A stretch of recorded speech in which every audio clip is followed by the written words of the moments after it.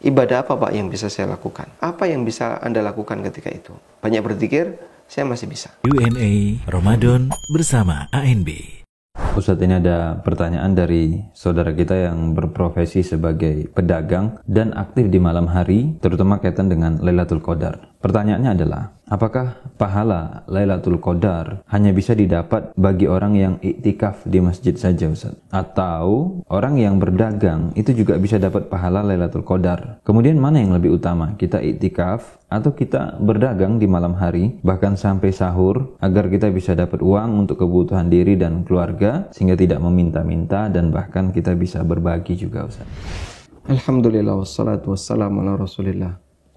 Berkaitan dengan siapakah orang yang mendapatkan Lailatul Qadar, ada sebuah perkataan yang disampaikan oleh Sa'id Ibn Musayyib, seorang ulama tabi'in, bahkan beliau Sayyidut Tabi'in, pemimpin para tabi'in.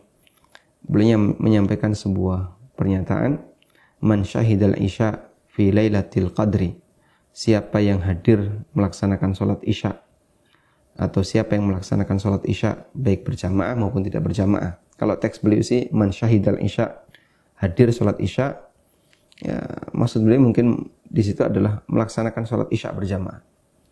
Faqad akhadha hadzahu minha, berarti dia telah mengambil bagian dari Lailatul Qadar. Nah, berdasarkan hal ini, maka para ulama memahami bahwa yang dapat Lailatul Qadar itu adalah semua orang yang beribadah di malam itu. Semua orang yang beribadah di malam itu, baik ibadahnya banyak maupun sedikit.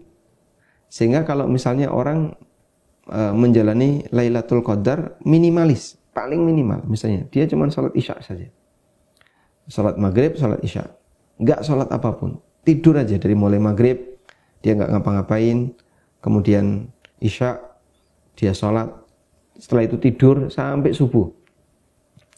Apakah dia dapat Lailatul Qadar? Dari keterangan Sa'id Ibn Musayyib, dia dapat, walaupun cuma sholat isya saja.